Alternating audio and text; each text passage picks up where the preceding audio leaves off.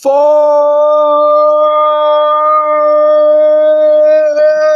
Gang!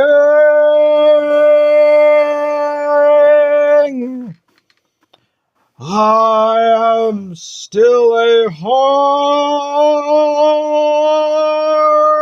man.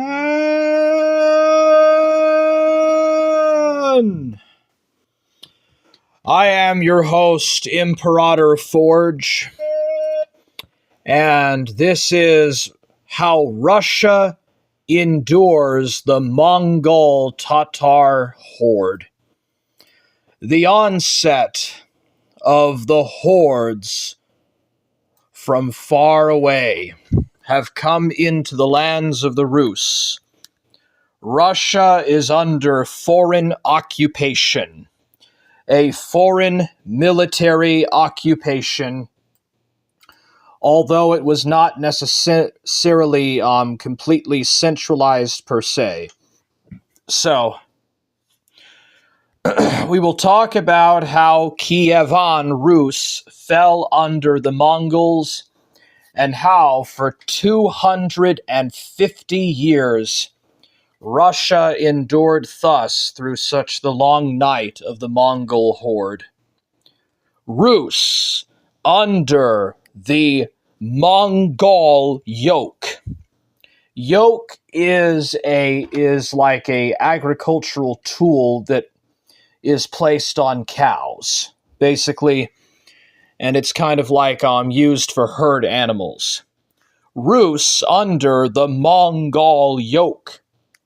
The rise of the Mongol Empire from 1237 to 1241, Russia.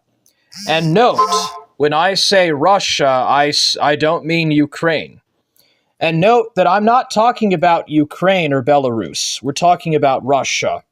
From 1237 to 1241, Russia was invaded by nomadic Mongols, or as they were called by the name of one of the Mongol tribes, Tatars. At the end of the 12th century, one of the Mongol tribal leaders, Temujin, through his energy, political talent, and complete disregard for the unwritten rules of politics, defeated his rivals. In 1206, at a congress of Mongol nobles, the Kurultai, Temujin was proclaimed Great Khan of all Mongols.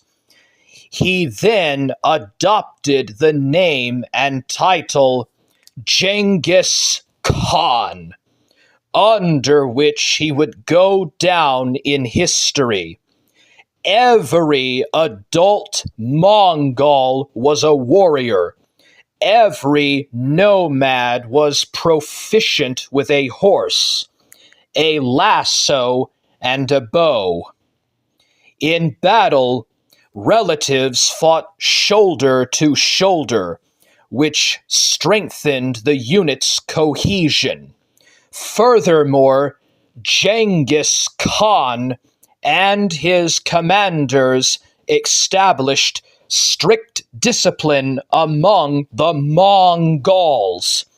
The Mongols were divided into tens, hundreds, and thousands, which were united into tumens, in Russian tamah, of 10,000 men each. Tumens were both military and administrative units. The Mongol cavalry was highly mobile. Without a supply train, it could travel up to 80 kilometers per day. Reconnaissance was well established, allowing them to catch the enemy by surprise. At the head of these forces, Genghis Khan conquered his neighbors, the Buryats, Yakuts, Uyghurs, the Tangut Kingdom, and the flourishing lands of Primorye. The civilizations that existed there were destroyed. In 1211 until 1215, the Mongols captured the northern Chinese Jin Empire, and in 1219 until 1221, the Central Asian Iranian state, or sort of Islamic state, of Khwarazm. Cultivated lands were converted into pastures, and dozens of cities lay in ruins. In fact, if you go through Central Asia today, you will actually find the ruins of many of these places that were wiped out by the Mongols and were never repopulated. The Battle of the Khalkha River. The Mongols then appeared in the northern Caucasus, defeated the Alans, Ossetians, and attacked their longtime enemies, the Polopsians. The Polopsian Khans, some of whom had by then intermarried with the Russian princes, appealed to them for aid.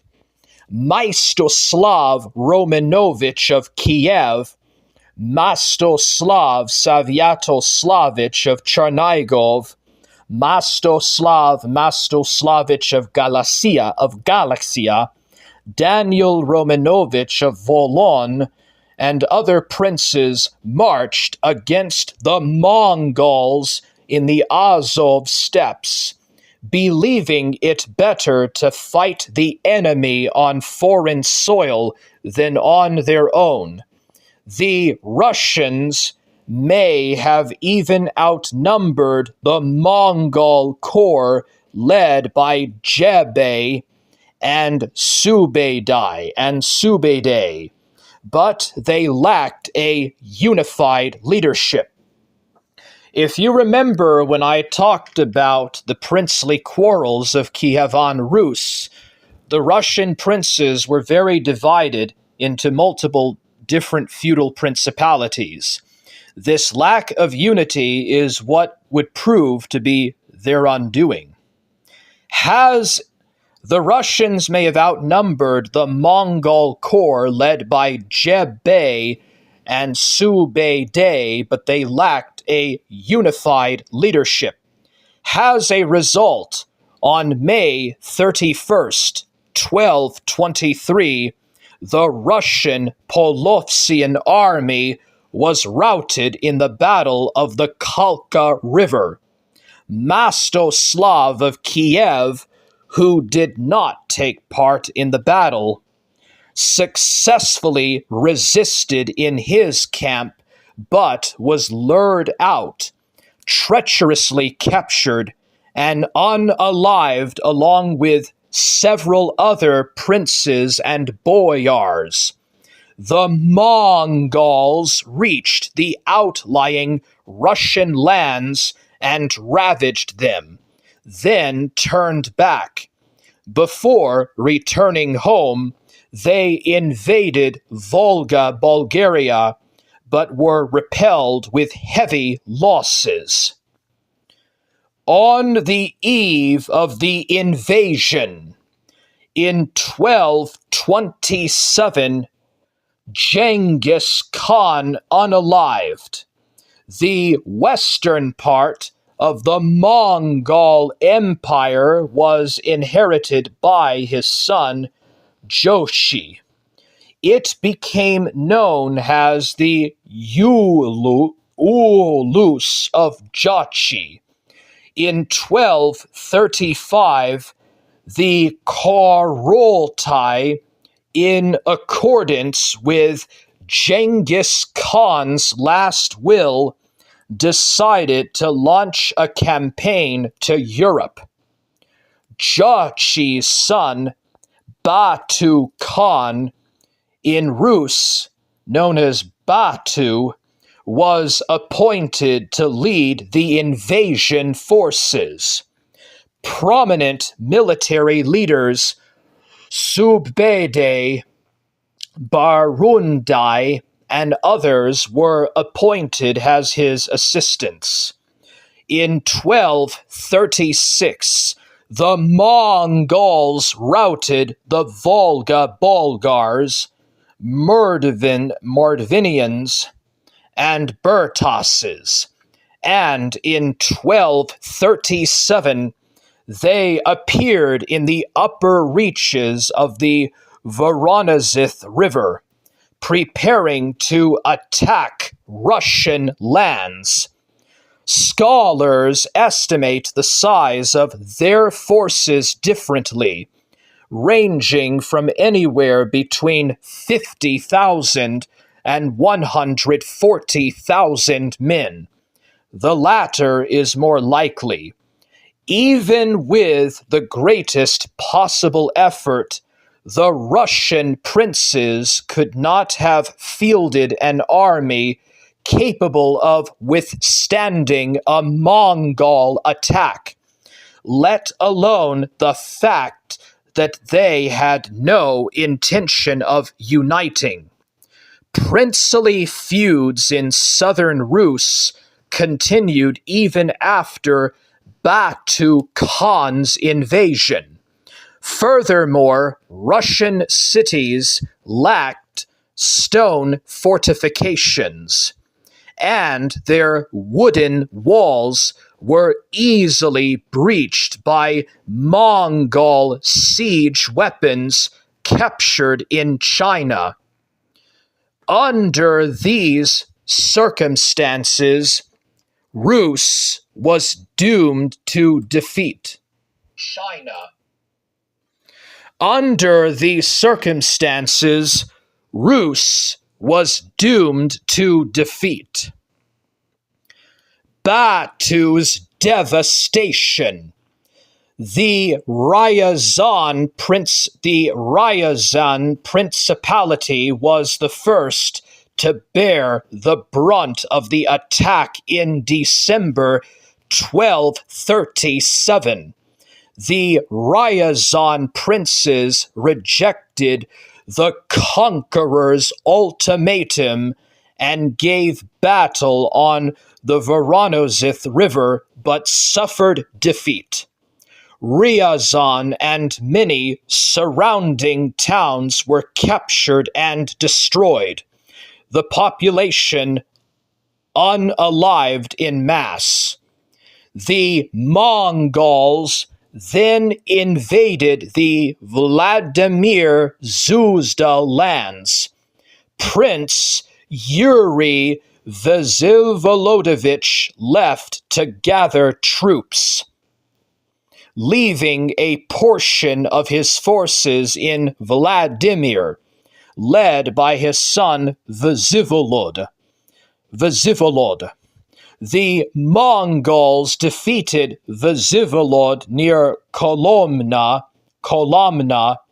captured Moscow, Suzdal, Rostov, and on February 7th, 1240, and on February 7th, 1238, after a brief siege, Vladimir. On March 4th, Burundi's army launched a surprise attack, routing Yuri Vsevolodovic's forces on the Sete River. Yuri himself was unalived, and Batu's army invaded the Novgorod lands. On March 5th, after a 2-week siege, Gano captured the heroically defended Torzhok, which covered the road to Novgorod. However, the Mongols failed to reach Novgorod itself by 100 kilometers, possibly due to muddy roads, and turned back. On their return journey, they besieged the small town of Kozelska in Chernigov land and took it only 7 weeks later, nicknamed it the Evil City for its staunch resistance. After this, Batu and his warriors returned to the steppe. In the spring of 1239, a new wave of invasion began. The Mongols ravaged Murom, Gorokhovets, Peryoleslav, and Chernigov. In the fall of 1240, the conquerors approached Kiev, then under the rule of Daniel of Galatia. The Kievans, led by Daniel's voivod, Dmitro, put up a brave defense, but the forces were unequal. On December 6th, the city fell. In the winter of 1240 until 1241, Batu Khan devastated Galicia Volian Rus, missing only Danilov, Kremenets, and Kolm. Prince Daniel fled to Hungary. He then invaded Europe, fighting his way to the Adriatic Sea, but turned back in the summer of 1242. The great Khan Ogadai had unalived, and Batu Khan wanted to participate in the election of his successor. Moreover, his army needed rest and reinforcements. The aftermath of the invasion. Rus lay in ruins. Most of its cities were burned and destroyed. The countryside also suffered horribly. Thousands of residents were unalived or taken into slavery. Stone construction ceased for a long time, in fact for 150 years. Many crafts disappeared and ties with the West weakened.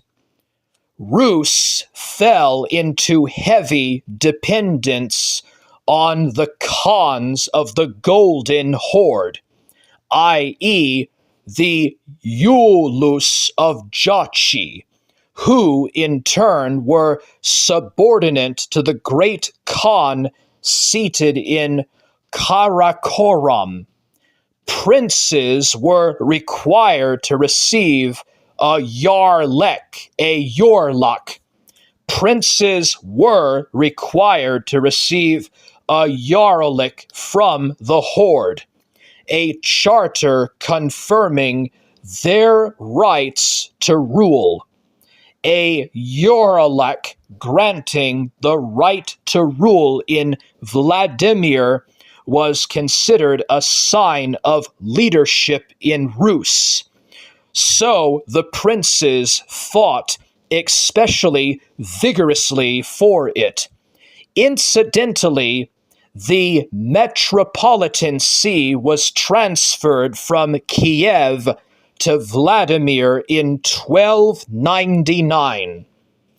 Russian lands were required to pay tribute, chiselo. Russian lands were required to pay tribute, cheslo or vaihod, for which purpose the Mongols conducted a census of the Russian population in 1257 to 1259. The collection of the tribute was overseen by the Khan's officials, the Bashkoks, who committed countless acts of violence. The people repeatedly rebelled against them, and gradually control over the payment of the vaihod began to be transferred to the princes. The impact of the Mongol yoke on the Russian lands was extremely negative. The devastation of towns and villages, the unaliving and enslavement of the population, the horde's tribute payments, and the weakening of economic ties seriously hindered economic development. Rus's military potential was also undermined.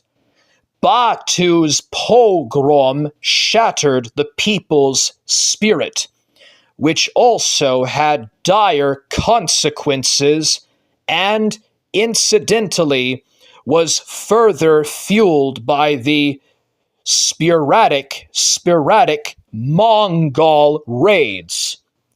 The princes, already dependent on the Khans, the will of the Khans, increased this dependence by drawing the horde rulers into their feuds. Moreover, in the sharply worsening political situation, they resorted to even more vile methods of political infighting. They set the Mongols against each other, whose raids were far more terrifying than those of the Polovtsians, collected higher tribute from the people than their predecessors in order to obtain yarliks, and used slander and bribery to compel the Khans to unalive their rivals. The princes treated their subjects with much less ceremony than before. The princes treated their subjects with much less ceremony than before. The overall result of the Mongol conquest was that Rus fell further behind Western Europe. Moreover, the horde's yoke created the conditions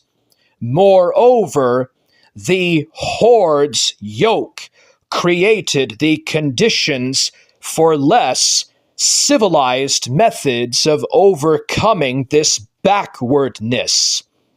External threats dictated the need for centralization before the socio-economic preconditions for it had been established. As a result, Russian centralization proved to be characterized by a greater element of violence than in the West. It was accompanied by excessive state power, arbitrary rule, a lack of public rights, significant militarization of the social structure, and other negative phenomena. The fight against German and Swedish aggression. In the 12th century, crusades by German knights began in the Baltic region. To control the local tribes, the fortress of Riga was founded at the mouth of the western Dnipro in 1201. And in 1202, the Order of the Brothers of the Sword was established in the captured territories. The conquered populations, Latvians and Estonians, were forcibly converted to Catholicism, and their lands were distributed to German nobles, while the Russian princes limited themselves to exacting tribute from the dependent Baltic tribes. The Novgorod domains soon came under threat. Yaroslav, the son of Vasivolod the Big Nest, who ruled there, defeated the Crusaders near Yuriev in 1234, after which they concluded peace with him. In 1239, he successfully fought against the Lithuanians, who had invaded the Smolensk region. In 1237, the Order of the Brothers of the Sword, defeated in 1236 by the Lithuanians and Semilgalians under Saul, declared itself a vassal of the more powerful Teutonic Order in Prussian lands, and now became known as the Livonian Order.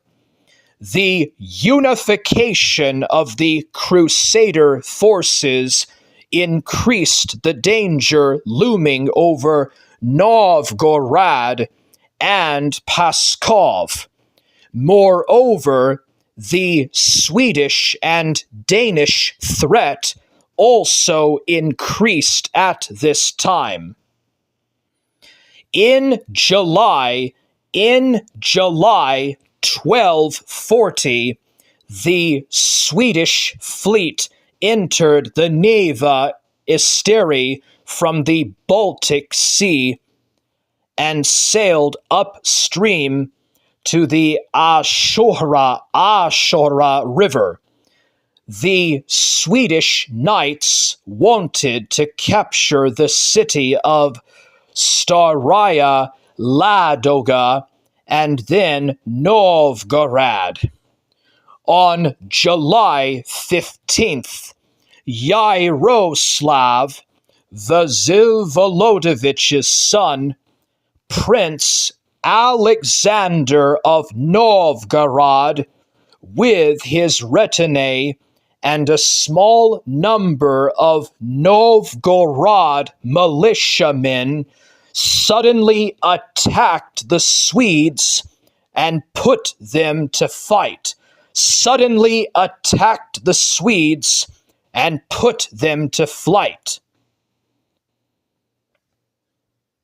On July 15th, Yaroslav, Vsevolodovич's son, Prince Alexander of Novgorod, with his retinue and a small number of Novgorod militiamen, suddenly attacked the Swedes and put them to flight. For this victory, the young Prince Alexander was nicknamed Nevsky. Soon, the Novgorod boyars quarreled with Alexander and exiled him. But just a month after the Battle of the Neva, the German Livonian Knights invaded Russian lands. They captured Esborsk. They captured Esborsk and Pskov and built a fortress at Kapare.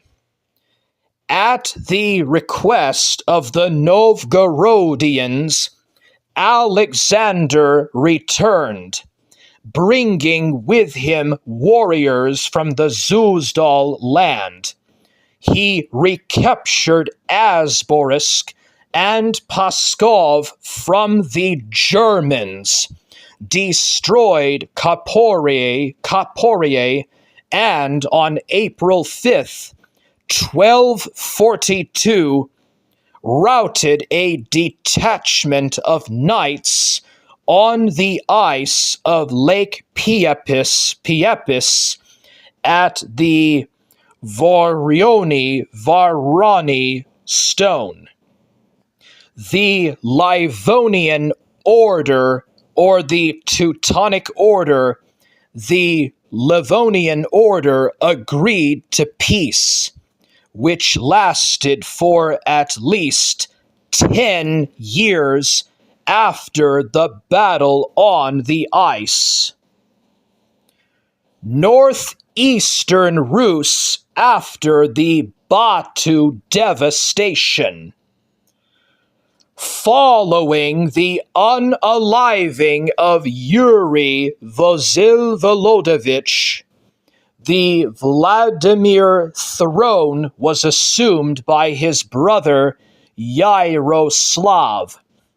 In 1243, he confirmed his rights by receiving from Batu a yarlik to Vladimir and Kiev. However, in 1246, he was poisoned at the Great Khan's headquarters in Karakorum.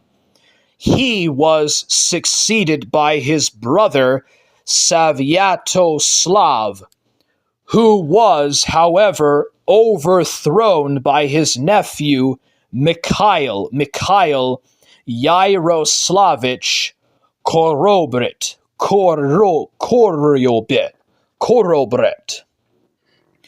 He soon unalived in battle with the Lithuanians, and Mikhail's brothers Alexander and Andrei went to the Khan's headquarters. The Khan gave Vladimir to his younger brother, Andrei, while Alexander received Novgorod and Kiev. In 1250, Andrei married the daughter of Daniel Galatsky, signifying the union of the two most powerful princes of Rus. A worried Batu Khan sent an army led by Nivuriu against Andrei in 1252, while Daniel was attacked by the Mongol prince Koremsa, While Daniel managed to repel the attack, Andrei was routed by Nevriu's army near Pereyaslav-Zalinsky and fled to Sweden. Alexander Nevsky settled in Vladimir. He rejected Pope Innocent IV's offer of aid against the Horde in exchange for union with the Catholic Church. The price was high, and the chances of assistance slim. Daniel of Galatia, who had sought rapprochement with the Pope and even accepted the royal crown from him in 1254, received no support from the West. In 1258, the Mongols forced him to razz the fortifications in several cities and participate in a war against his ally Lithuania. This upset Daniel's plans and forced him to abandon his plans to fight the Horde. Unsurprisingly, Alexander Nevsky also decided to submit to the conquerors. Unsurprisingly, Alexander Nevsky also decided to submit to the conquerors. He helped them impose tribute. On the population of Rus in 1257, and on the Novgorodians who resisted in 1259. At the same time, Alexander ordered the mutilation of the warriors of his young son Vasily,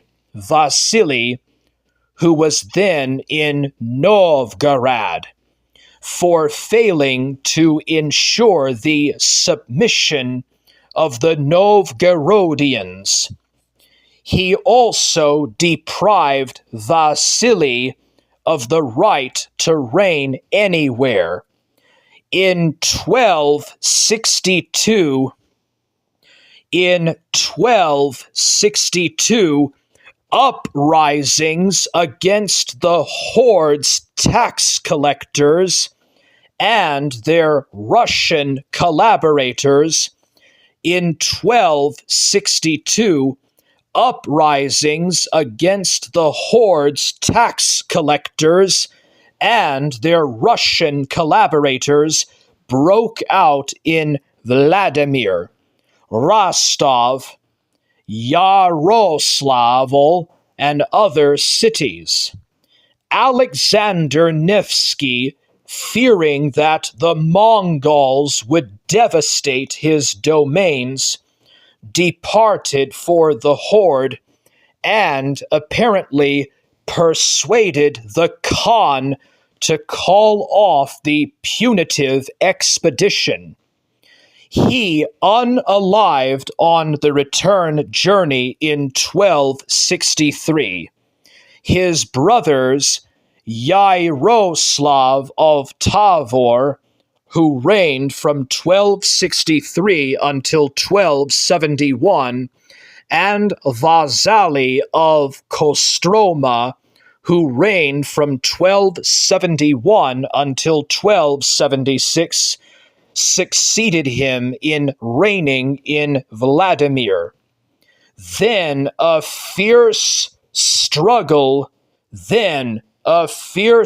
struggle for Vladimir began between Alexander's sons, Andrei and Dmitri, who relied on warring factions within the Horde. both led the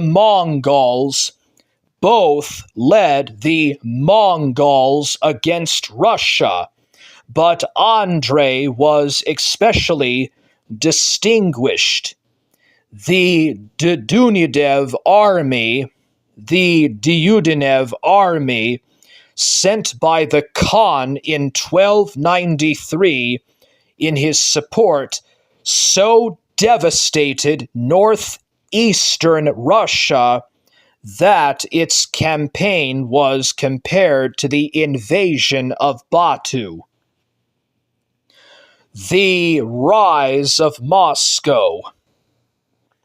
In the 14th century, alongside the old centers of Suzdal and Ryazan, new ones emerged: Tver, Moscow, and Nizhny Novgorod.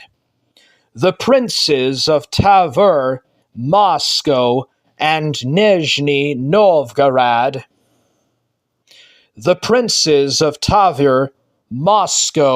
and Suzdal at various times fought for the Yarlik to Vladimir.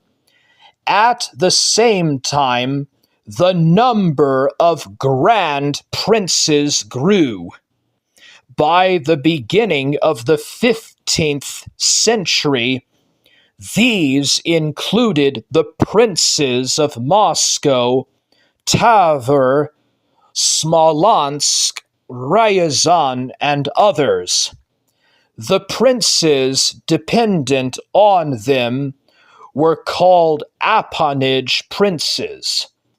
The princes dependent on them were called appanage princes, and their holdings were called appanages. By the early 14th century, the Tver and Moscow principalities had grown stronger.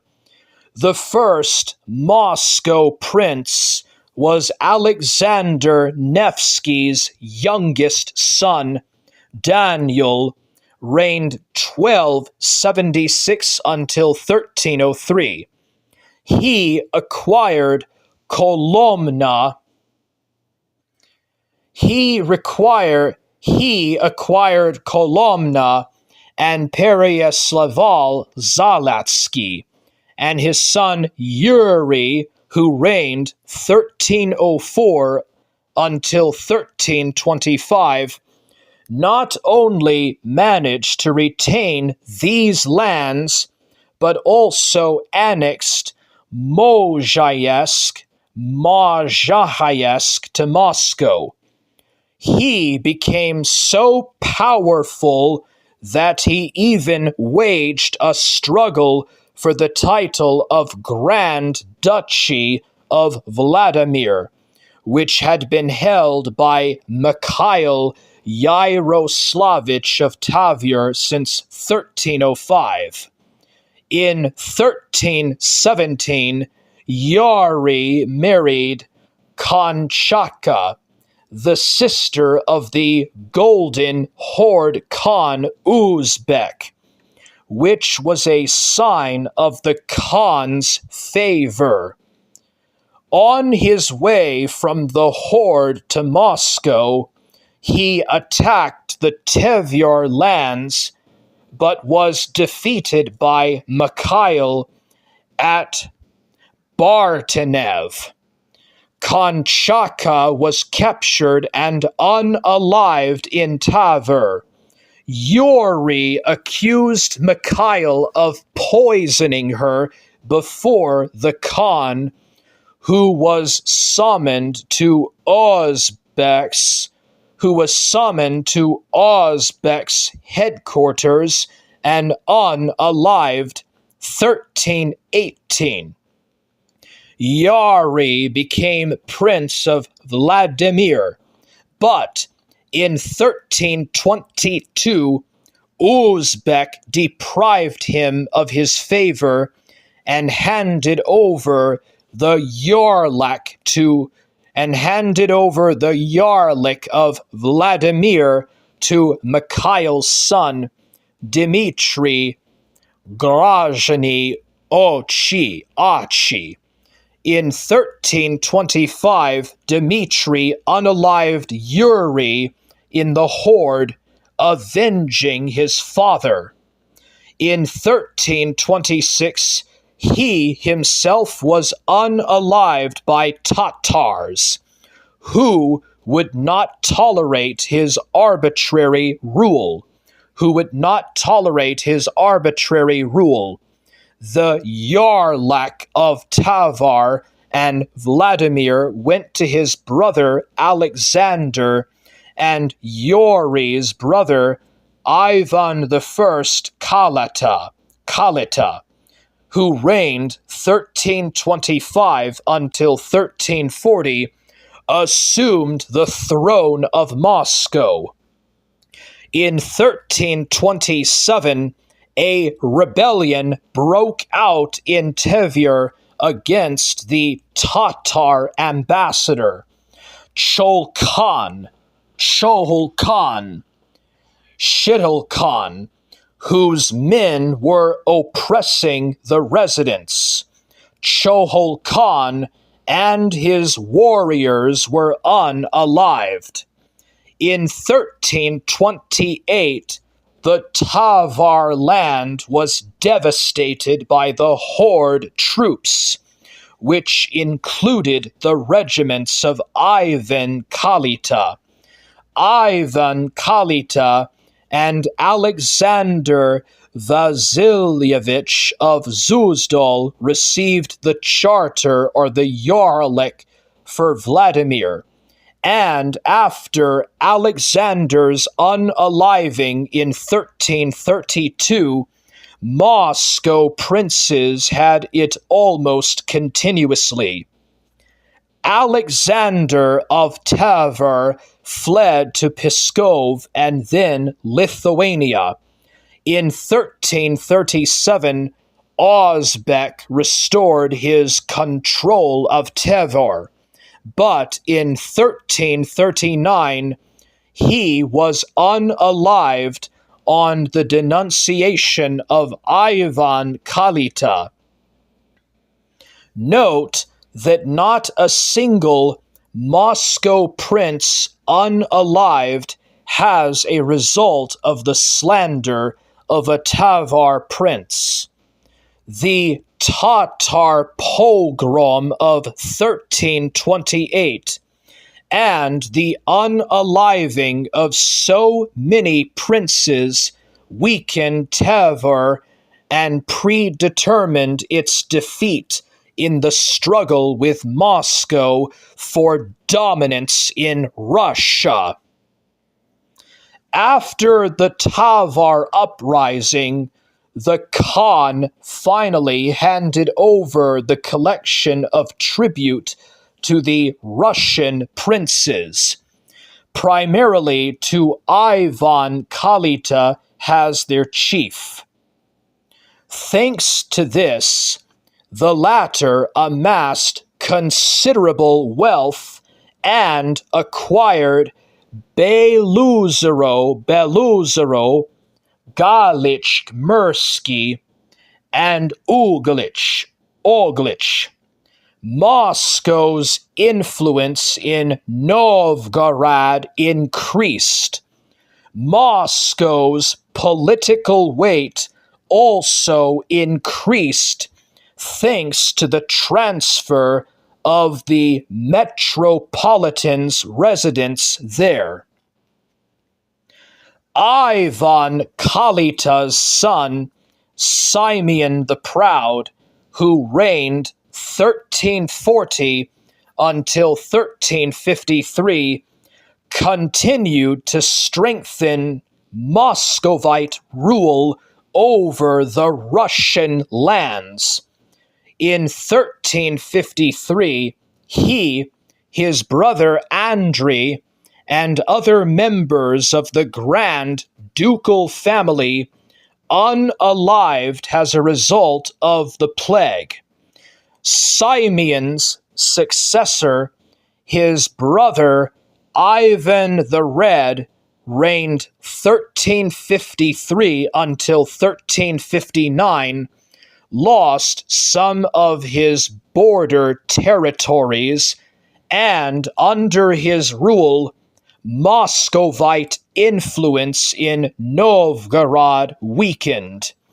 Many of its boyars departed for Tavar.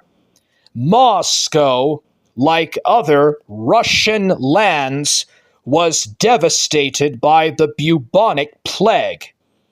After Ivan's unaliving, 9-year-old Dmitri ascended the throne.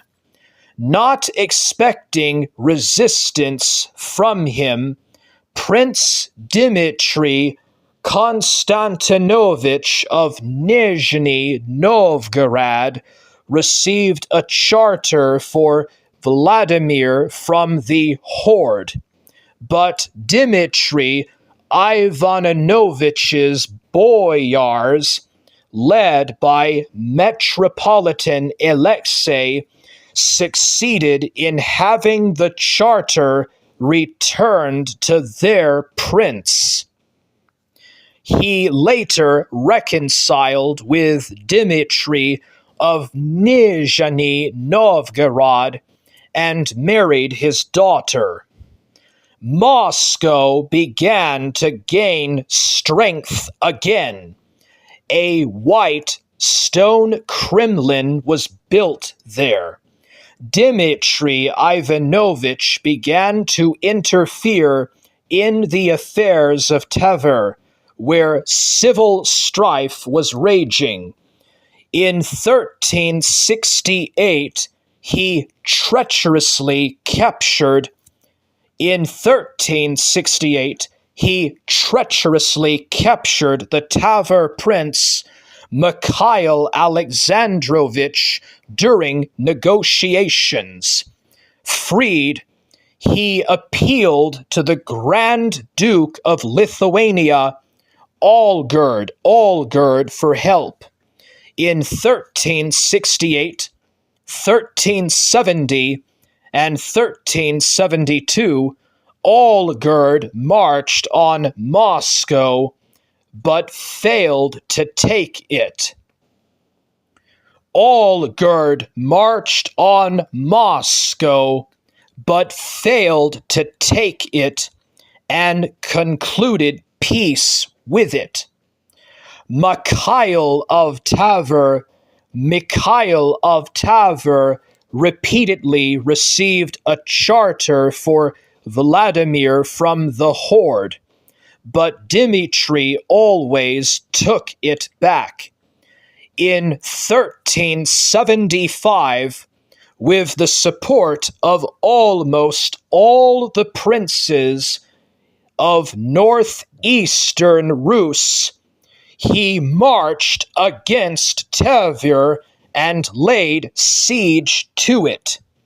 Mikhail was forced to acknowledge himself as Dmitri's younger brother, i.e., vassal, and renounce his claims to the Grand Duchy of Vladimir. In 1371, Dmitri defeated the Ryazan prince Oleg Ivanovich near Skornischev, and Ryazan also became dependent on Moscow.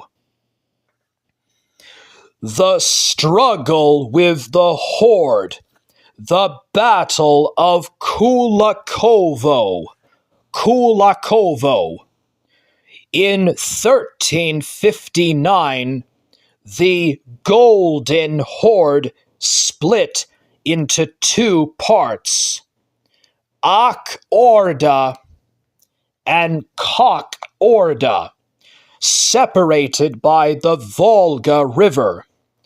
Ak Orda was the stronger, but civil strife broke out within it, with khans changing one after another.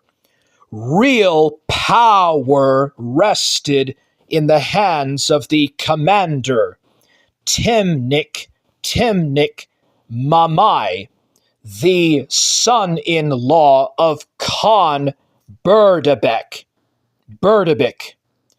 He himself could not assume the throne, as only the Chenginsids. He himself could not assume the throne, as only the Chengissids had the right to do so, and Mamai did not belong to them. Lithuania took advantage of the infighting within the Horde, gaining control of Chernigov, Volyn, and even earlier Kiev in 1362. Olgerd defeated the Tatars at Blue Waters. The great confusion within the Horde also played into the hands of the Moscow prince, allowing him to defeat his rivals, Tver and Ryazan, one by one. During these years, Russian armies repeatedly defeated Tatar detachments and even attacked the holdings of Horde princes. In 1377, a Moscow governor even took up residence in the Volga city of Bal. Moscow apparently had not paid tribute to the Khans for several years. But the Horde was still strong. In the summer of 1377, the Tatar Tsarevich Arab Shah routed the Moscow Nizhny Novgorod army on the Payana River and burned Nizhny Novgorod. Another Horde army sacked Pereyaslav Ryazansky, the capital of the Ryazan Principality. In August 1378, the army of Mirza Begech arrived in Russia, but Dmitry of Moscow and Oleg of Ryazan routed them on the Vozhna River. In response, Mamai ravaged the Ryazan land. Moscow demonstrated that it was still unable to effectively defend its allies.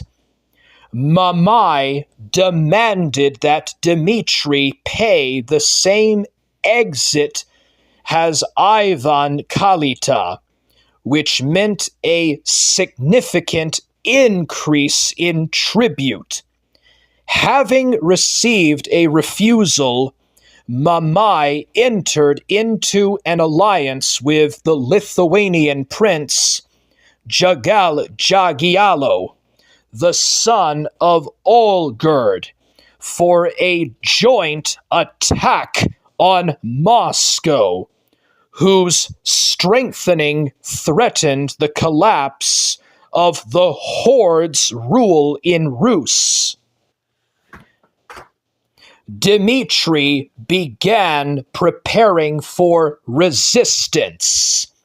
He received the blessing of Sergius of Radanzith, of Radonezith, he received the blessing of Sergius of Radonezith, abbot of the Trinity Monastery, to fight the enemy. In August 1380, regiments from Moscow, Serpukhov,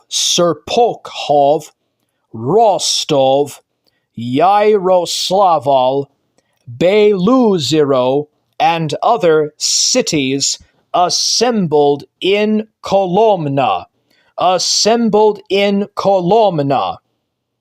Olgird's sons, Andrei and Dmitri, also brought their contingents.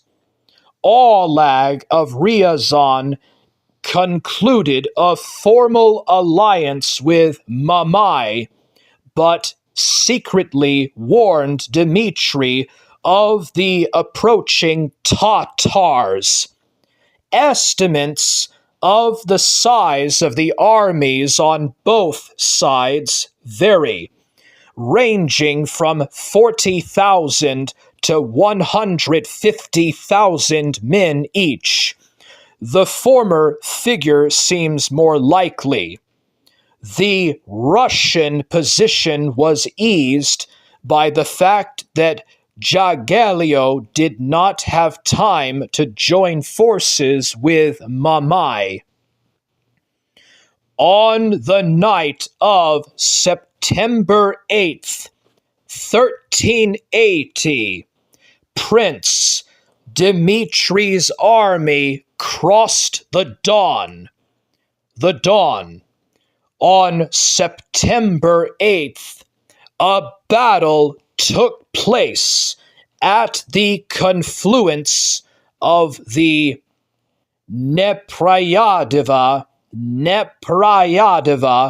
and Don rivers on Kulakovo Field.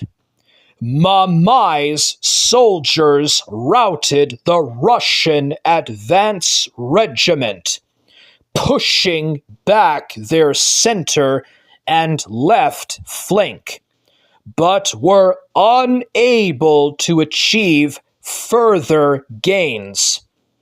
An ambush by the regiment, led by Voivod Dmitry Bobrok of Volyn, and Vladimir of Serpukhov, cousin of the Moscow prince, threw the horde into disarray, and their army was routed. For this victory, Dmitri was nicknamed Donskoy.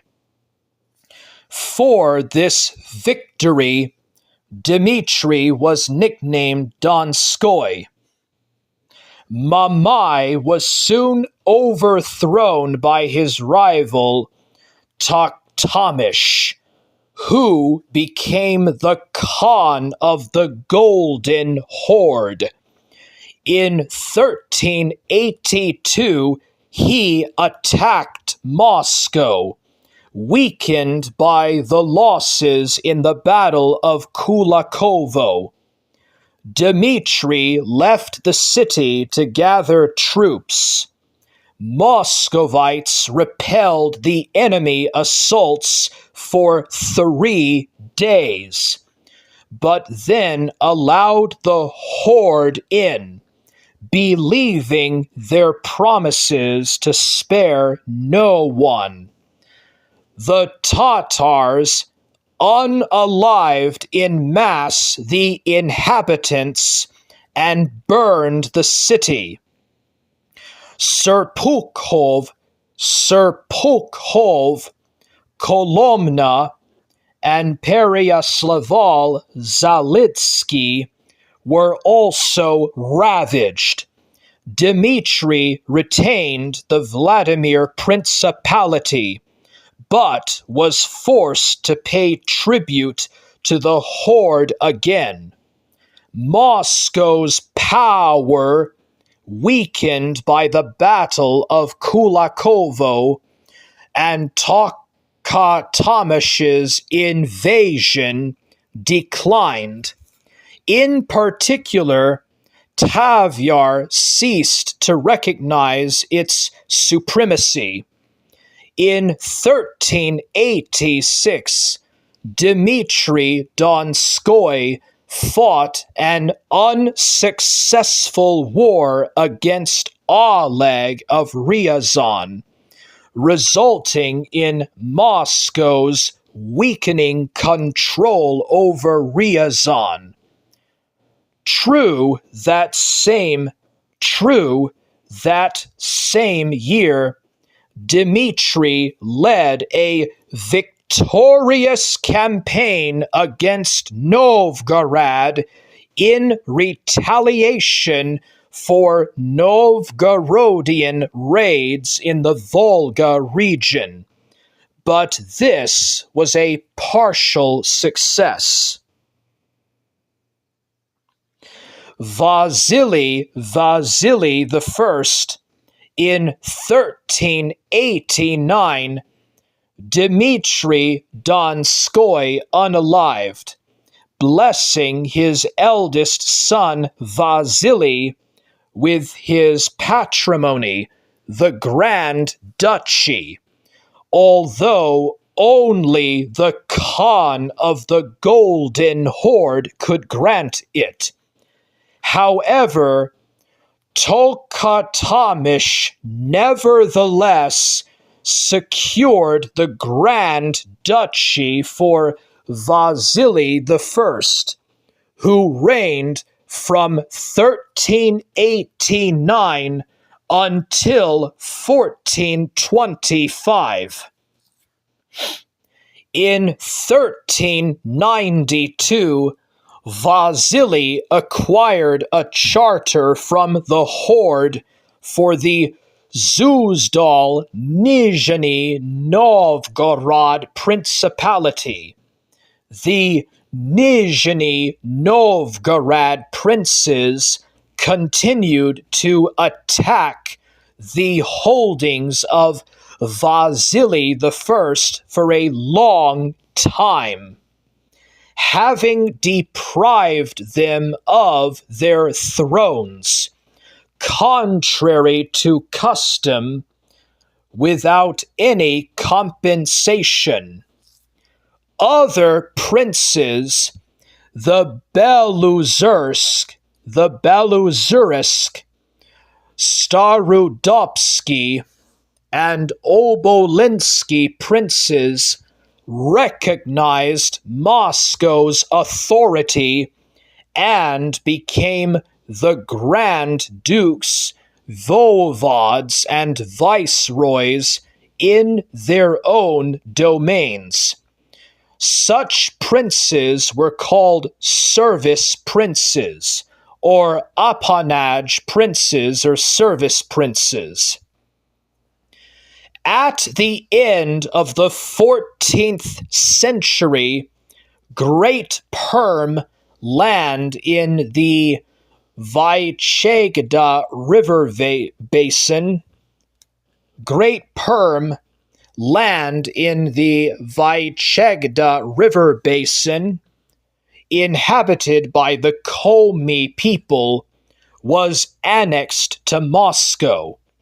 At the same time, Vasily I launched an offensive against Novgorod and temporarily took the rich Divina land from it, 1395. But in 1398, Vasily I was forced to abandon it and conclude peace with the Novgorodians.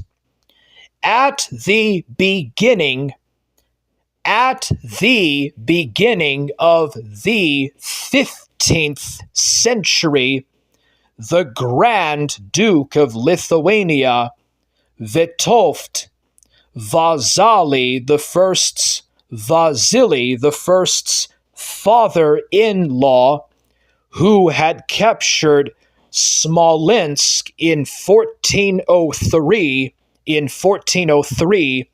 attempted to establish control over Novgorod and Pskov, but was rebuffed by his son-in-law. The matter did not come to major battles. In 1408, peace was concluded, establishing Lithuania's eastern border along the Ogra River. In 1395, the Central Asian conqueror Timur. In 1395, the Central Asian conqueror Timur defeated the Golden Horde and expelled Tokhtamysh. Vasily I, taking advantage of the horde's temporary weakening, stopped paying tribute, but later, when it received Vasily I, taking advantage of the horde's temporary weakening, stopped paying tribute, but later, when it recovered from the blow, he resumed payments. In 1408, Moscow was besieged by the Tatar ruler Egede. In 1408, Moscow was besieged by the Tatar ruler Egede. He was unable to take it, but Muscovites paid him a huge ransom to lift the siege. Rostov, Dmitrov, Serpukhov, and other cities were burned. Feudal war in the second quarter of the 15th century.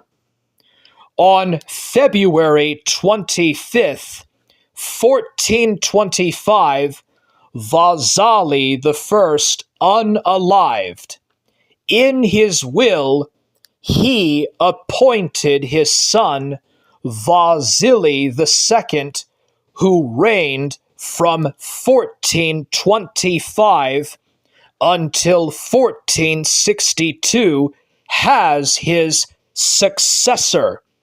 But Vasily II's uncle, Yuri Dmitrovich, Prince of Galitsk, Mursky, Zhivgorod, Zhivnigorod, and Vyatka, contested his nephew's rights on the grounds of his seniority in the family and the spiritual charter of Dmitry Donskoy, according to which Yuri would inherit the throne in the event of Vasily I's unaliving. The first civil war in Moscow's history began. The first civil war in Moscow's history began. Metropolitan Photius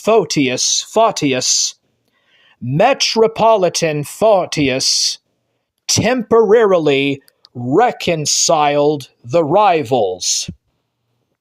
Metropolitan Photius temporarily reconciled the rivals.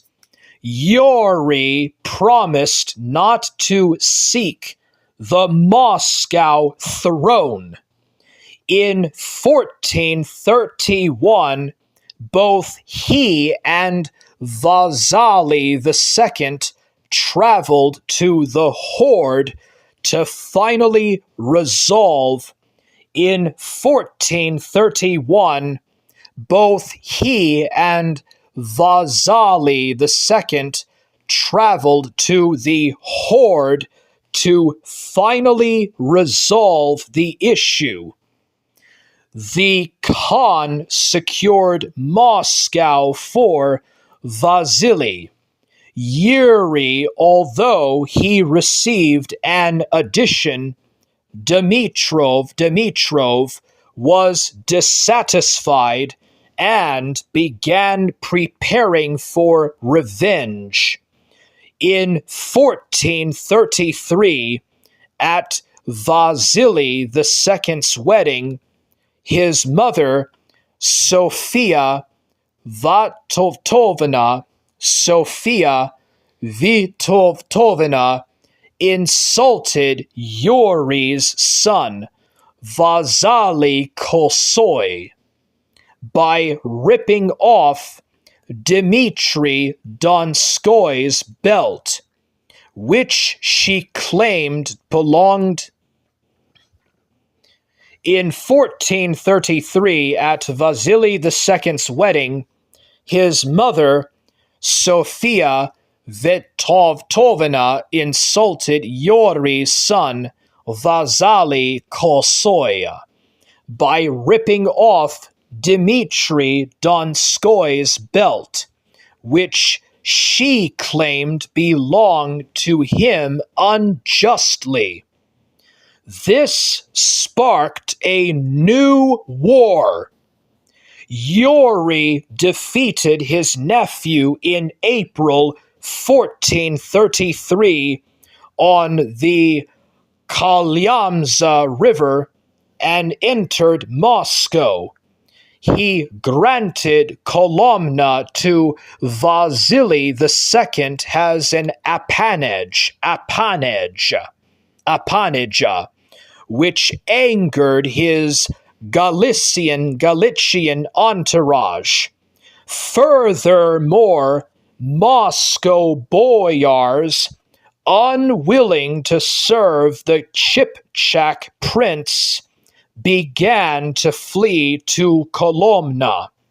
Yuri, sensing the precariousness of his position, returned the throne to his nephew and, by agreement, recognized him as his eldest brother.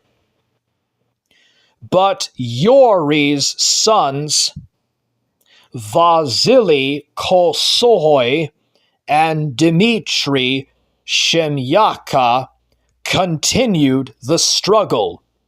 In September 1433, they defeated the Grand Duke at the Kus River and offered their father the opportunity to occupy Moscow, but he, loyal to his treaty with his nephew, refused. Nevertheless, Vasily II accused Yuri of supporting his sons and attacked him. But in March 1434, he was routed at the Mogza River. Yuri re-entered Moscow. He formed a coalition of princes against his nephew and sent his troops. He formed a coalition of princes against his nephew and sent his son to Nizhny Novgorod, where Vasily II was hiding. However, on June 5th, 1434, he unalived suddenly. According to the latter system of secession advocated by Yuri, Vasily II was supposed to ascend to the throne in Moscow. However, Yuri's eldest son, Vasily Kosoi, seized the throne. This was a blatant usurpation. Vasily Kosoi was not even supported by his own brothers, Dmitry Shemyatka and Dmitry Krasny, whose consent he had not secured in advance. He was forced to abandon Moscow. On January 6th, 1435, his forces were routed by Vasily II's army on the Katarasol River. After further fighting in the spring of 1435, a peace was concluded, under which Vasily Kosoi received not only Zavingorod, bequeathed to him by his father, but also Dmitrov. He soon broke the peace, seizing Galich Mursky and Ustoyuk.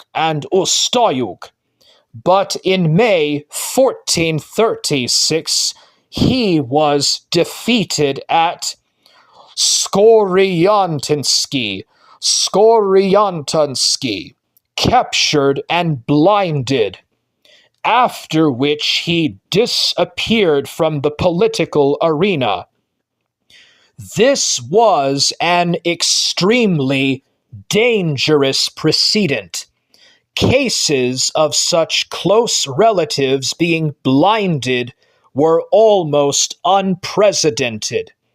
Vasily II then freed Dmitry Shemyatka, who he had treacherously arrested on the dubious charge of ties to Vasily Kosoi. After Dmitry Krasny's unaliving 1440, he seized most of his estate and curtailed Shemyatka's judicial privileges, further straining their relations. At the same time, Vasily II secured even greater support from the Moscow boyars through land distributions. In 1436 until 1437, Khan Ulu Muhammad established himself in the Middle Volga region. He seriously harassed Russia with his raids, defeating the Muscovite army at Belev in 1437, and defeating and capturing Vasily II himself at Zuzdal in 1445. Dmitry Shemyatka has the eldest of Ivan Kalita's descendants ascended to the Moscow throne. However, Vasily II was soon released from captivity for a huge ransom and returned to Moscow with a Tatar detachment. The shame of the defeat, the hardships of the ransom, and the Tatar violence endangered opposition to the Grand Prince, a situation Dmitry Shemyaka capitalized on. In February 1446, with the support of Prince Ivan Andreevich of Moshayesk and several boyars, he captured Moscow and captured Vasily II at the Trinity Sergius Monastery, where the latter had arrived for a prayer service. Accused of bringing Tatars to the Russian land, Vasily was blinded, hence his nickname, the Dark, and exiled to Uglitch. The brutal reprisal outraged even many of Dmitry's supporters, although it was partly justified as revenge for Vasily Kosoya.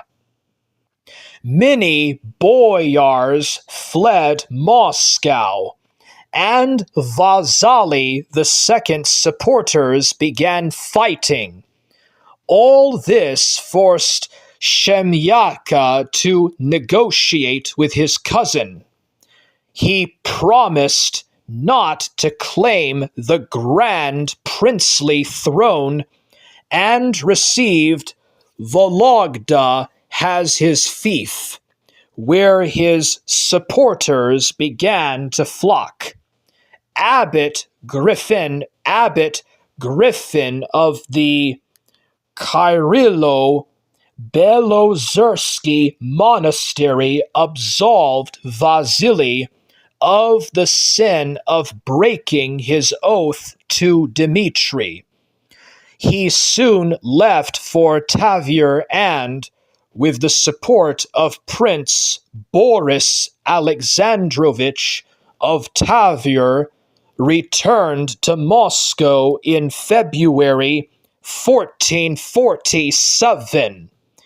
In 1450, Shemyaka lost Galich and fled to Vyatka, then to Novgorod, where he was apparently poisoned in 1453.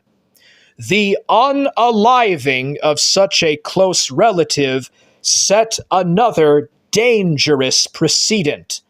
If a cousin could be unalived, who was immune from the Grand Duke's arbitrary actions? This ended the feudal war that had tormented the Moscow Principality for nearly 30 years.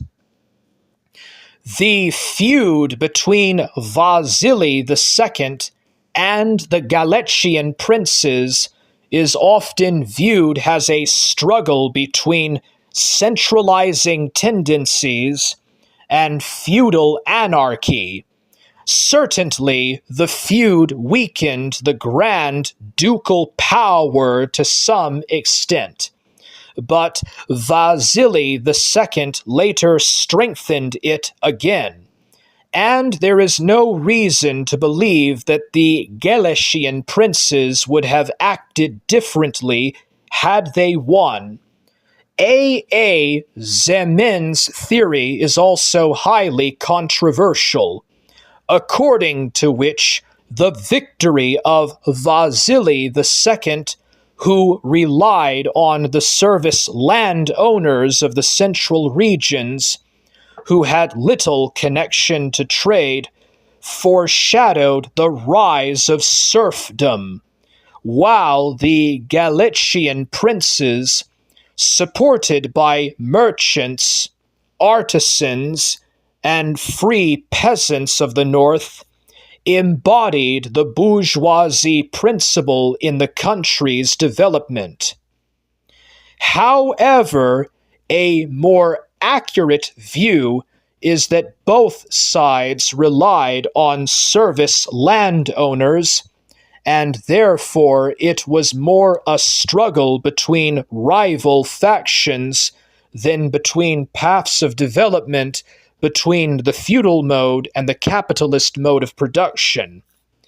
It is also noteworthy that none of the neighboring princes, despite the strife in the Moscow Principality, tried to challenge Moscow's leadership.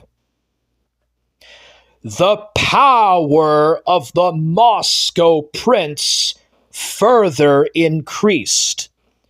In 1454, Vasily II revolted against Ivan of Mozhnaysk, whose ties with Lithuania greatly troubled him. Ivan Andreevich fled to Lithuania, and his lands were divided between Vasily the Blind and Vasily Yaroslavich of Serpukhov. In 1456, Moscow's governors arrived in Ryazan, where the prince, unaliving, had left his young son in the care of Vasily II.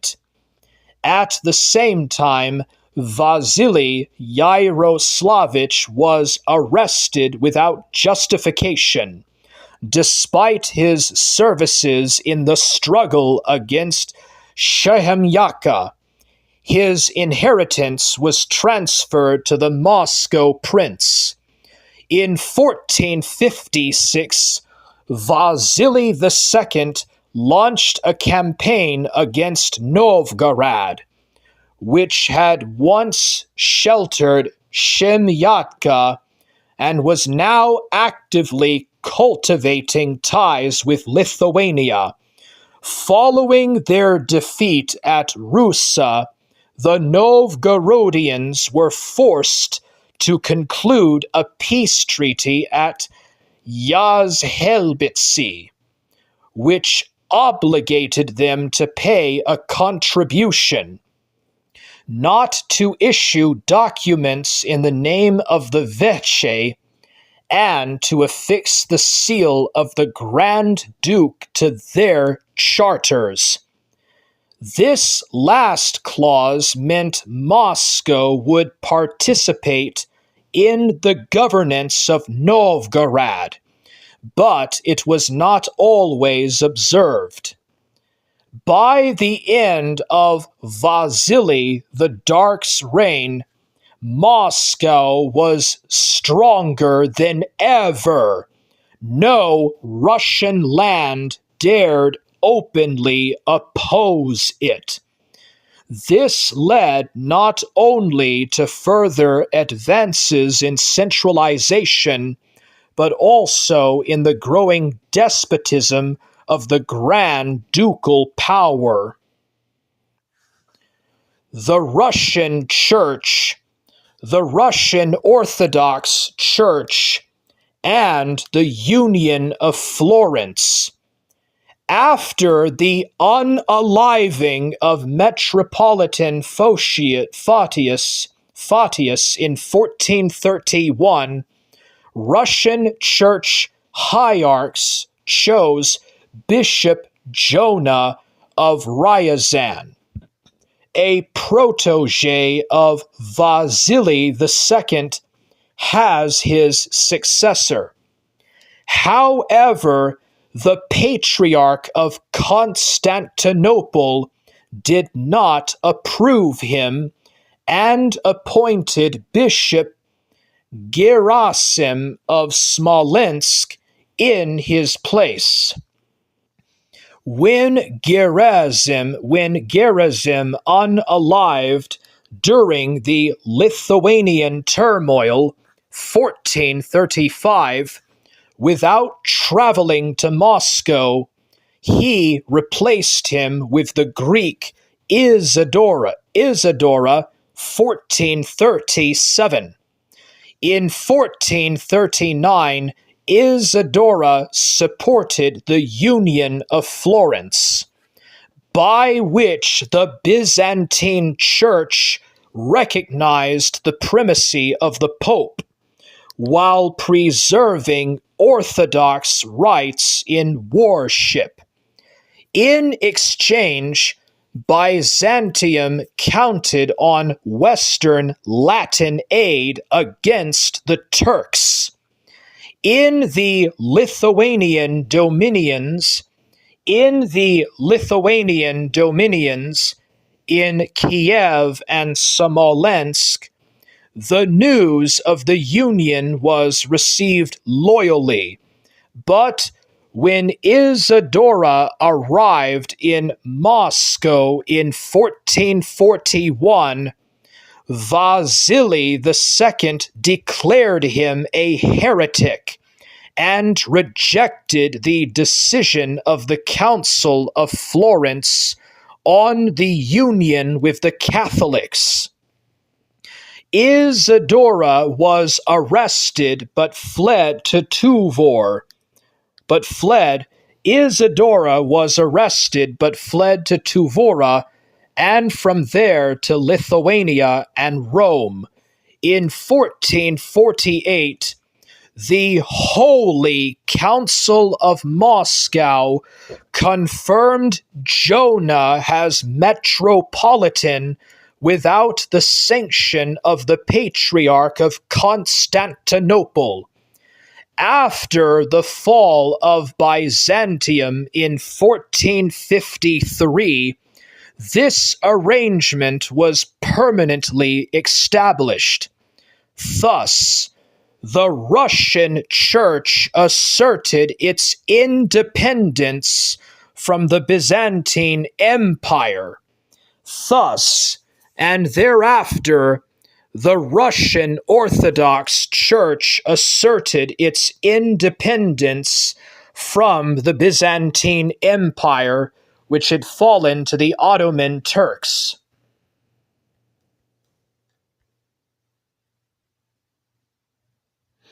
Socio-economic development.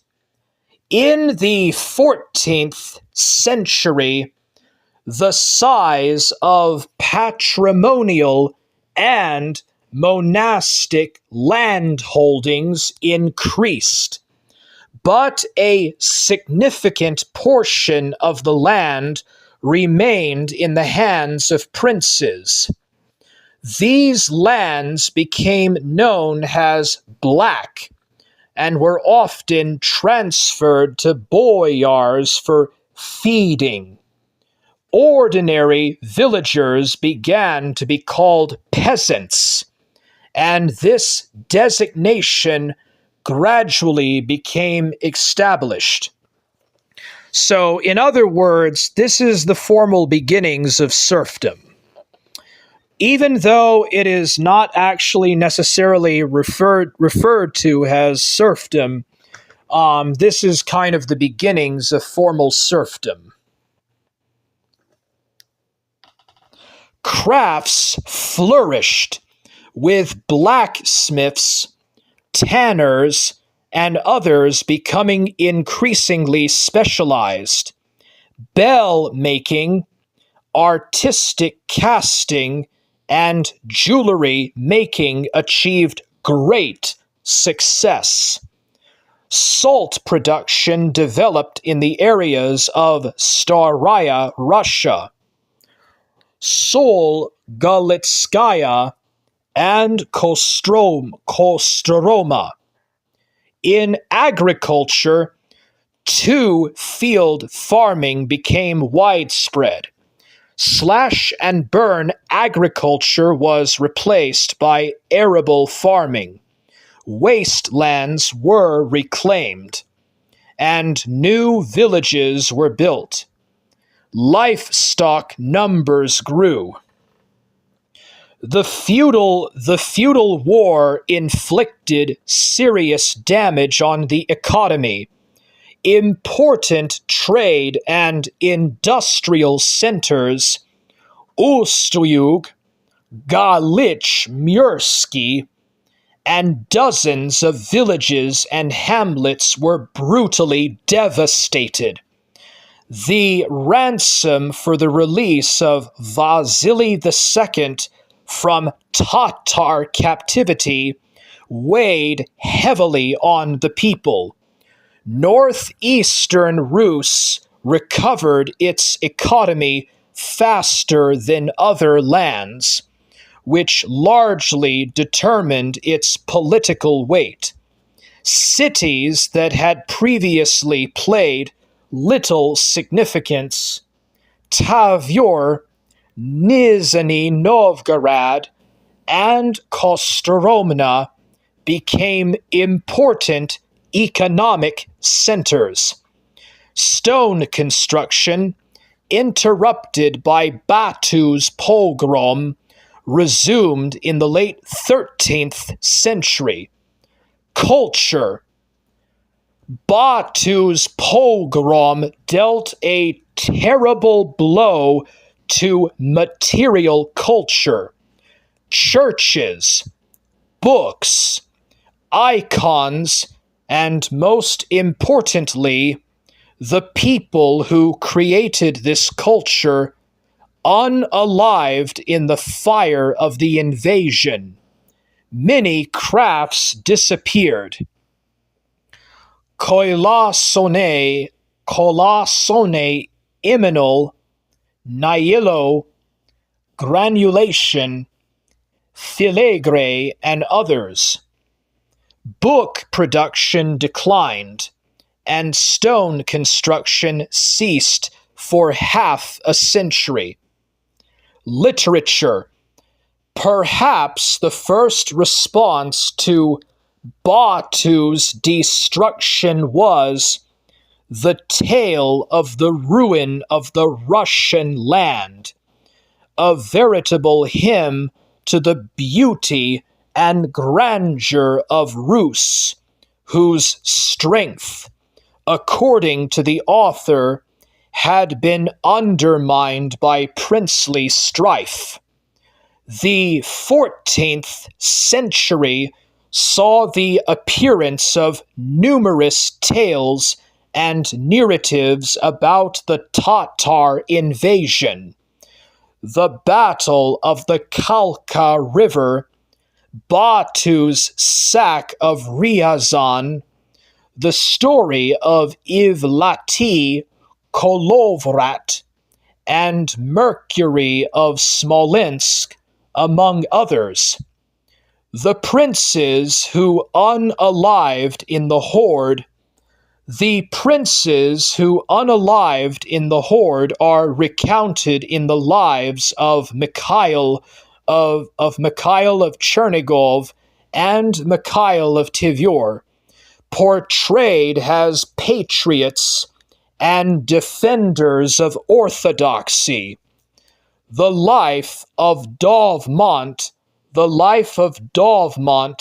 and life of Alexander Nevsky are dedicated to the struggle against the German Crusaders. Biographies of church figures also continue to be created. The lives of Sergius of Radonezith and Stephen of Perm, written by Epiphanius the Wise. The Battle of Kulakavo has occupied a prominent place in literature, recounted in The Tale of the Battle of Mamai, the Chronicle on the Battle on the Dawn, and Sopfani of Ryazan's military tale, Zadanshina, which reveals parallels with the tale of Agor's campaign, the historical song of Shehelkhan Dutintivich, the song of Shechelkhan Dutintivich is dedicated to the hardships of the Tatar yoke, that is, the Tatar rule, and the Tevyur uprising of 1327. The largest chronicle collections were created: the Laurentian Chronicle, late 14th century, and the Hypatian Chronicle, early 15th century. The most important sources on the history of Rus in the 13th century.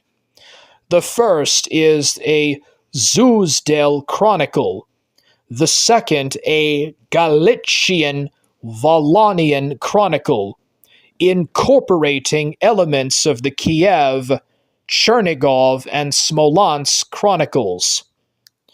Changes are taking place in the production of manuscripts. The writing style is becoming simpler. Parchment is gradually being replaced by cheaper paper. Architecture. Stone construction resumed only in the late 13th century. Stone construction ceased after the Mongolian invasion and only resumed in the late 13th century. In 1285, the foundation of the Transfiguration Cathedral was laid in Tavor. The Assumption Cathedral, 1326, and the Archangel Cathedral, 1333, as well as the Church of St. John Calamicus, 1329, and the Church of the Savior on the Forest, 1330, no longer extant, were built in the Moscow Kremlin. In 1399, the Assumption Cathedral was built in Gorodok in Zavnaini Gorod in 1422. The Trinity Cathedral of the Trinity Sergius Monastery, and in 1427, the Cathedral of the Spaso Andronikov Monastery in Moscow. In 1367, a white stone Kremlin was erected in Moscow, and stone forts appeared in Izborsk, Orezhsk, Porkov, and elsewhere. In Novgorod, the churches of St. Nicholas on Lipno, 1292, St. Theodora Stratolatus on the Stream, 1360, St. Peter and Paul on Solavina, 1367, and the Transfiguration of the Savior on Elena Street, 1374, all of which still stand today, were built. In 1433, with the participation of foreign craftsmen, the faceted chamber, as it was later named, was built in the Novgorod Kremlin, a symbol of the city's sovereignty. One can speak of the development of two main architectural schools, the Moscow and the Novgorod Pskov schools. Painting. The late 14th to the first half of the 15th century was a time of remarkable flourishing in Russian painting. The names of such prominent artists as Theophanes the Greek, and Andrei Rublev are associated with this period. Their work was imbued with humanistic motifs, and their technique was distinguished by the highest mastery. The Byzantine master Theophanes the Greek, who arrived in Russia in 1378, painted the Church of the Transfiguration on Elena Street in Novgorod. Later, invited to Moscow, he contributed to the decoration of the Annunciation and Archangel cathedrals, as well as the Church of the Nativity of the Virgin. In addition to his frescoes, Theophanes's iconographic masterpieces, Deices, Transfiguration, and Our Lady of the Dawn, Deices, Transfiguration, and Our Lady of the Dawn have survived. Andrei Rublev, together with Theophan, painted the Annunciation Cathedral in Moscow, and together with Daniel Czerny, the Dormitian Cathedral in Vladimir. He also worked at the Trinity Sergius and Spaso Andropov monasteries. The icon Trinity, painted by Rublev for the Trinity Cathedral of the Trinity Sergius Monastery, became one of the greatest masterpieces of world painting. All right, so very briefly, I want to talk about the direct results and the issues and problems and exchanges of the Mongol Tartar yoke. The Mongol Tartar yoke in Russia lasted from 1237 to 1480. In the long run, the majority of Russian scholars and historians and other foreigners have usually said that it harbored negative consequences because it prevented Russia from reaching the state of the Renaissance. But in reality, many Italian and German and other Renaissance artists were coming from Europe, mainly Italian and Flemish from Western Europe were coming to work on the buildings and the churches in the Kremlin. And also, there was a lot of Byzantine artists, especially after the fall of Constantinople to the Ottoman Turks in 1453. A lot of Greeks were going to Russia or to Wallachia to perform various iconographic painting and sculpture and other types of work. The Horde had a very mixed result for Russia. It helped to revive trade routes along the Silk Road, and it brought a lot of Chinese technologies and Mongol techniques to Russia, but it also helped to increase despotism and autocracy. A little about the Tatar-Mongol yoke. The Golden Horde Mongol Tartar yoke is a period in the ancient history of Russia.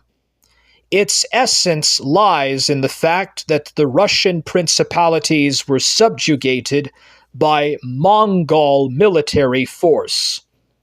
The Mongols forced the Russians to pay tribute, and also deprived them of political independence. The yoke lasted for over 200 years and inflicted severe damage on the Russian lands, hindering their development for centuries. This article will briefly recount this tragedy. Start. The catastrophe began with Batu Khan's invasion of Rus in 1237. Batu Khan's hordes approached the borders of the Russian lands which were then in a state of feudal fragmentation and were unable to mount a unified resistance to the Mongol conquerors. Moreover, the Russians were severely short of warriors. A significant event of that period was the Battle of the Kalka River in 1237. The Rus forces lost the battle ingloriously. That same year, Mongol troops began a targeted offensive deep into Rus, ravaging villages and unaliving the inhabitants. The Ryazan Principality, Vladimir Chernigov and the Chernigov Principality, Kiev and the Kievan Principality, and the Galatia Valian Principality fell. Under the foreign heel, the invaders established their own order. The Tatar Mongol Khan established himself in Vladimir. In modern parlance, he constituted an occupation administration. Now, Russian rulers were forced to ask him for the right to govern their lands, a label or Yarlik terrain. The Khan granted the label solely at his discretion. A grim political picture emerged. Hostility among Russian rulers over this was quite intense. For the occupiers, this was just what they needed. Intense internecine hostility made any united resistance by the Russians unlikely. Tribute was collected from the population. The collection of valuables was carried out by specially authorized individuals, Bazkaks. During their travels, the Bazkaks did not hesitate to display extreme cruelty for any reason. The intense plundering of Russian lands naturally didn't go unnoticed.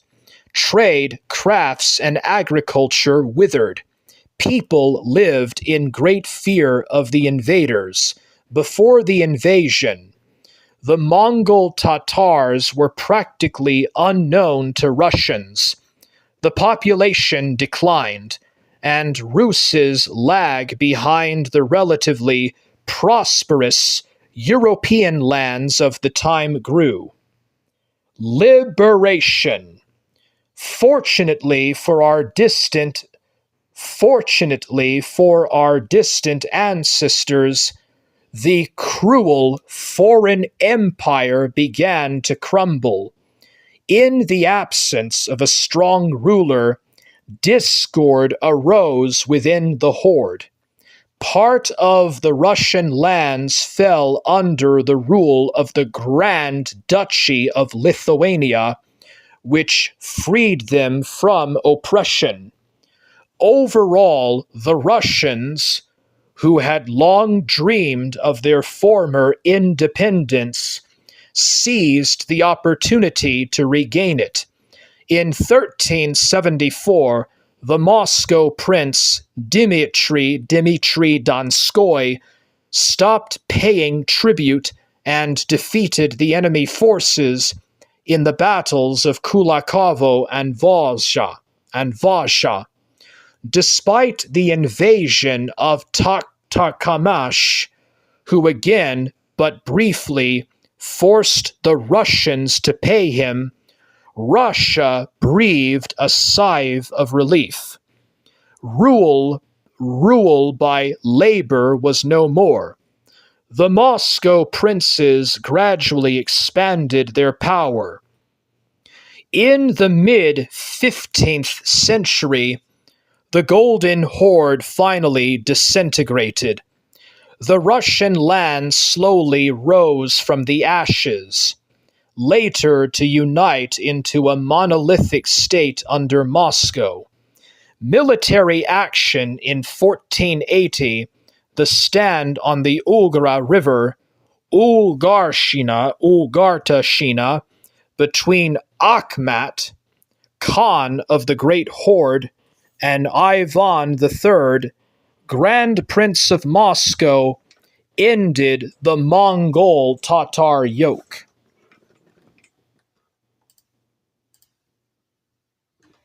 Or finally ended the Mongol Tartar yoke. All right, that's going to be the end of today's course. So this has been Russia Endures the Mongol Tartar Occupation Regime. And much like the occupation in Russia in the World Wars, this was an extremely harsh and very brutal, absolutely brutal and devastating event. In fact, even to this very day, the Russian psyche is still very much inflicted with this humility. Besides the devastation, the wrecking, the backwardness, the tribute payments, like Russia was quite humbled by this. Now, it wasn't all bad. The unaliving and the pogroms and the slavery aside, Russia gained a lot of things from the Mongols. It got bell casting, the technology of bell casting, gunpowder weapons, advanced and very sophisticated siege weapons, cavalry units, the bow, the lasso, and other things. A lot of stuff. A lot of food and culture and words were also borrowed from the Mongols and the Tatars.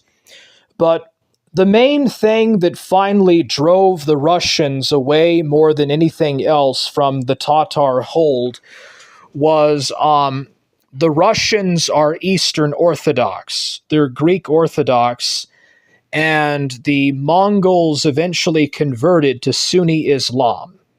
And the tax collectors, once they became Muslim, would go around and harass the Russian Christians in Vladimir and in other cities, and the Mongol hordes who were Muslim would devastate and do things to Russia.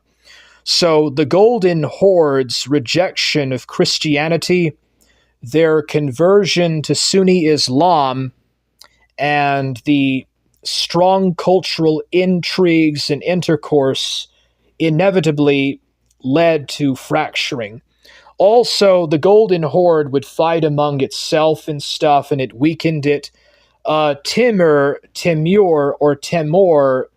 from Persia also plundered and greatly devastated the Golden Horde, which eventually by 1480 allowed Muscovy to finally break away and free itself from the Golden Horde as well.